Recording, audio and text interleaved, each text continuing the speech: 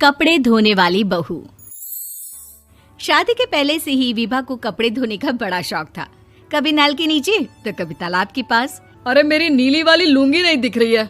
विभा की अम्मा, कहाँ रखी है लुंगी? अरे वो तो विभा ने परसों ही धोकर रखी थी आपकी अलमारी में, देखो वहीं होगी। वो ना मैंने आज धो दी, मुझे लगा कि गंदी हो गई होगी।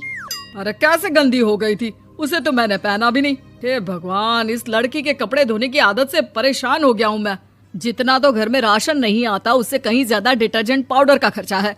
इसकी शादी करवा दो, शादी जाए अपने घर में ही करे काम, फिर चाहे घर के कपड़े धोने हो या पूरे गांव के। हाँ ठीक बोल रही हो, देखता हूँ मैं कोई लड़का। वो दिन भी आ जाता है जब विभा को देखने लड़के वाले आ जाते हैं। लड़की मुझे अच्छी लगी। होने वाली सास कहती है, बेटी अगर कुछ पूछना है तो पूछ लो। वैसे तो हमारी लड़की बहुत ही शर्मीली है, जो बोल दो वो मान लेती है, इसे क्या पूछना होगा। अरे कैसी बात कर रही हो माँ, मुझे इन लोगों के घर रहना है, सवाल तो कई है। हाँ हाँ बेटा, पूछ लो ना, क्या पूछना है। आप लोगों के घर कपड़े कौन धोता है? सास का मुंह बन जाता है। देखो, अगर तुम ये कहना चाहती हो कि तुम्हें कपड़े धोने नहीं आते तो सुन लो, कपड़े मैं ही धोती हूँ, लेकिन तुम्हारे आ जाने के बाद मैं रुमाल तक नहीं धोऊंगी। अरे चुप रहना भाग्यवान, बहू बेचारी घर आई नहीं, उसे डराना शुरू कर दिया। वो क्या है ना बिटिया, अभी तक तो ये कल्लू की माँ ही धोती थी, लेकिन अब तुम्हारे पापा तो दहेज में वॉशिंग मशीन देंगे ही। तभी विभा की माँ बोल पड़ती है, सवाल भी पूछा तो क्या। वैसे भाई साहब, मशीन की तो फिर भी कपड़े धोने की कैपेसिटी होती है। मतलब जो बिटिया दे रहे हैं ना विभा, इसे कपड़े धोने का बहुत शौक है। ये आप लोगों के क्या, आस पड़ोस गांव मोहल्ले सबके कपड़े धो दे और उफ तक ना करे। बाहर देखा नहीं आपने कितने कपड़े सूख रहे हैं? सब हमारी बिटिया ने ही तो धोए हैं। बस भी करो ना माँ, शर्म आ रही इतनी तारीफ सुनकर।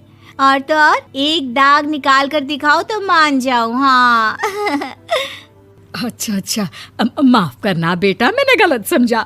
हमें तो रिश्ता बहुत पसंद है। और ऐसे जुड़ जाता है रिश्ता कपड़े धोने का शौक रखने वाली विभा का। उसकी शादी हो जाती है कोयला फैक्ट्री में काम करने वाले कल्लू के साथ। शादी के बाद अचानक विभा चिल्लाती हुई सास के पास आती है। सासू माँ, अरे सासू माँ कहाँ है आप? ये तो धोखा है, धोखा दिया आप लोगों ने मुझे। इस ससुर के चक्कर के बारे में पता चल गया। अरे तो उसमें तुझे क्यों धोखा मिला है? अरे नल में पानी नहीं आता, कपड़े कैसे कब धुलेंगे? अच्छा, तू पानी नहीं आ रहा उसकी बात कर रही है। तो आपने क्या सोचा? कुछ नहीं। अच्छा हाँ, तेरी माँ ने कहा था कि कपड़े धोने का शौक है तुझे, याद आया मुझे। शौक बोलकर कपड़े धोने वाले मेरे जुनून को कम ना आके सासू माँ, कपड़ा धोना मेरा गुरूर है।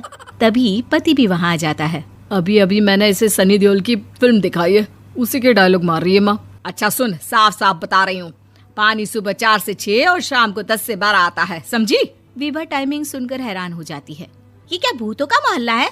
सुबह 4 बजे उठकर कौन कपड़े धोता है? 4 बजे टंकी में पानी जाता है, फिर सारा दिन धोना ना, किसने मना किया?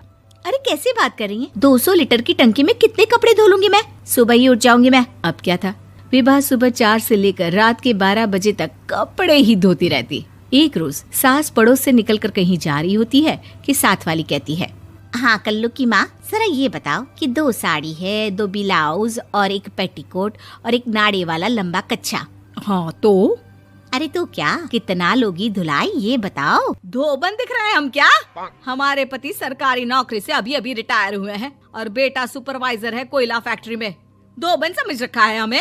हाय रे कल्लू की अम्मा, माफ कर दो, वो तो मोहल्ले में यही सब बता रहे थे कि तुमने बहू को कपड़ा धुलवाने के काम में लगा दिया है। सास को पड़ोसन की बात सुनकर गुस्सा आ जाता है। वो घर पहुंचती है जहां घर के बाहर ही इतने सारे कपड़े सूख रहे होते हैं जितने कि किसी धोबन के घर पर। अरे ओ कल्लू की दुल्हन, बाहर निकल। माँ जी यहीं आ जाओ, बाथरूम में चादर धो रहे हैं हम। अरे अभी हम धोते हैं, तुमको बाहर निकलो। ये आस पड़ोस वाले बोल रहे हैं कि हम बहू से कपड़े धुलवा कर उसे कपड़ा धोने वाली बना दिए हैं। अरे छोड़ो ना माँ जी, किन लोगों की बातों में आती हो? आस पास के लोगों का तो काम ही होता है कि वो किसी तरह सास बहू को लड़ा दे। बहू सारे घर के कपड़े धोती है, ये क्या कम है? बोलिए। सास को भी लग जाता है कि वो बहू का ये सनकीपन नहीं छुड़वा सकती, इससे अच्छा है कि खुद ही चुप हो जाए।